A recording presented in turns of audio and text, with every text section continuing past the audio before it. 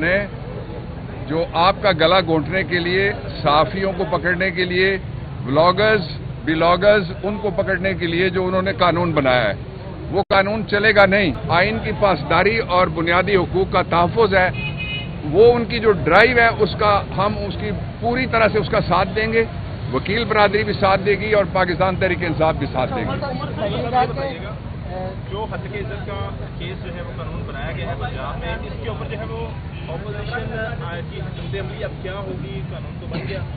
بسم اللہ الرحمن الرحیم، بہت شکریہ۔ سب سے پہلے تو میں اپنے بڑے بھائی اور میرے وکیل ہیں ڈاکٹر بابر اعوان صاحب، انہوں نے اپنی ماہرانہ بحیثیت ماہر قانون انہوں نے جو آج دلائل پیش کیے، وہ انگریزی میں کہتے ہیں hitting the Nile on the head, کہ انہوں نے بالکل منطق کی بات کی اور وہاں پہ پہنچے اور انہوں نے ظاہر کیا کہ جج صاحب کو کہ یہ سی آر پی سی کا جو ہے سلسلہ، یہ ذمہ داری ہوتی ہے پولیس کی کہ وہ جا کے انویسٹیگیشن پوری کرے۔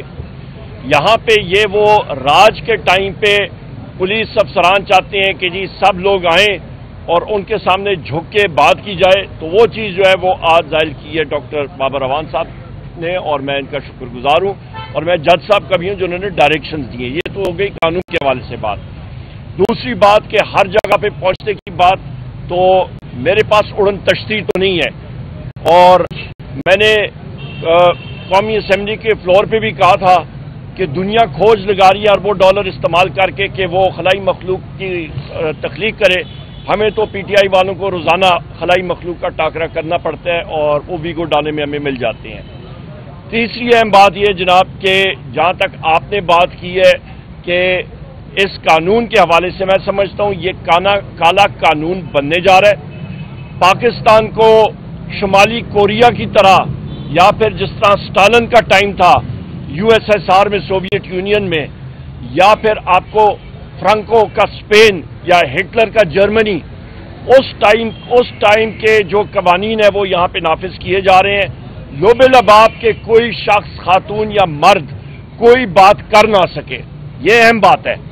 تیسری بات، اور یہ ہم لوگ اس کو اپوز کریں گے، نیشنل اسمبلی میں کریں گے، ہم لوگ صوبائی اسمبلی میں کریں گے، ہم لوگ ہر چوک میں اس کی مزاحمت کریں گے۔ یہ ہمارا آرٹیکل 7 کے تحت ہمارا فریڈم آف ایکسپریشن، یعنی کہ اظہار رائے کی آزادی، یہ ہمیں گارنٹی ہے 73 کے آئین کے تحت، اور اس کا ہم لوگ دفاع کریں گے۔ آپ اس کے ساتھ فریڈم ایکسپریشن آ جاتا ہے، اس کے ساتھ ساتھ آپ یہ دیکھیں کہ ڈیفینیشن آف اسٹیٹ جو ہے اس پہ آپ آ جائیں تو ڈیفینیشن آف اسٹیٹ بڑا کلیئر ہے۔ میں نے آپ کو بتایا فریڈم آف ایکسپریشن وہ ایک دوسرا آرٹیکل ہے، آرٹیکل 19 ہے، اور جہاں تک ڈیفینیشن آف اسٹیٹ ہے وہ آرٹیکل 7 ہے کہ ریاست ہوتی کیا ہے۔ آپ کا جو اسٹیٹ ہے یا ریاست، اس پہ آپ کا قومی اسمبلی ہے، آپ کی صوبائی اسمبلی ہے، آپ کی فیڈرل حکومت ہے، وفاقی حکومت ہے، آپ کی صوبائی حکومتیں ہیں، آپ کی تحصیل میونسپل ایڈمنسٹریشن ہے ٹی ایم اے، وہ ادارے جو کہ ٹیکس یا سیس نافذ کر سکتے ہیں۔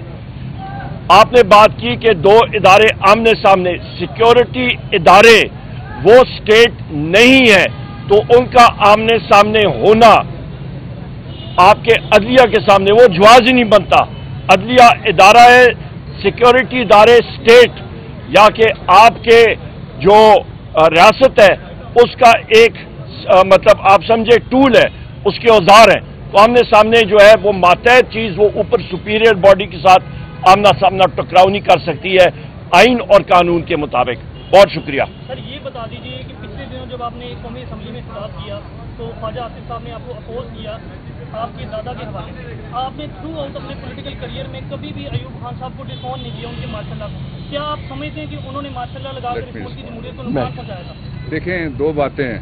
پہلے تو جو کہنے والا ہے اس سے آپ سوال کریں کہ نواز شریف جنرل ضیاء الحق کا تیسرا بیٹا کہلاتا ہے۔ اگر پھانسیاں لگانی ہیں تو تھوڑی بڑی پھانسی گھاٹ بنے گا، اور اس کا پہلا امیدوار تو آئین توڑنے کے جرم میں شریک نواز شریف ہے۔ ایک سیکنڈ جی، سب سے پہلی بات یہ ہمارا معاشرے میں بہت بڑا ایک مسئلہ ہے۔ ابھی ڈاکٹر صاحب کے ساتھ میں بات کر رہا تھا، لوگ مطالعہ تاریخ کا نہیں کرتے، کتاب پڑھتے نہیں ہیں، مفروضے پہ بات کرتے ہیں۔ خواجہ آصف کو ایوب خان کے بھائی سردار بہادر خان نے انگلی پکڑ کے UBL बैंक में भर्ती कराया था सिफारिश पे, वो इसलिए वो पढ़ने लिखने में कमज़ोर थे, मुताला उनका कमज़ोर है, लिहाजा उन्होंने तारीख पढ़ी नहीं है। मार्शल लॉ लगाया था, मार्शल लॉ प्रोक्लेमेशन आप पढ़ लें, वो लगाया था प्रेसिडेंट सिकंदर मिर्जा साहब ने। बाकी जो चीज़ें हैं जहाँ पे उनके वालिद साहब ख्वाजा सफ्तर साहब का वो इस दुनिया में नहीं रहे, मेरे पास बहुत सारा मटीरियल है। वो जनरल ज़िया साहब के स्पीकर थे मजलिस शूरा के, पर इस दुनिया में रहे नहीं, तो उसके बारे में यहाँ पे इस फोरम पे बात नहीं करूँगा, कौमी असम्बली में ज़रूर बात करूँगा। आप बताया जाए मुलाकात हुई है, उनको पैगाम दिया, वो बता दें अपने। मेरी जी कल अडियाला जेल में शाह मुफती साहब से मुलाकात हुई थी और उन्होंने जो बहुत बड़ा सानिया हुआ है ईरान में, जो ईरानी सदर की शहादत हुई है और ईरानी फॉरेन मिनिस्टर की, तो उसके ऊपर उन्होंने ताज़ियत का इजहार किया था।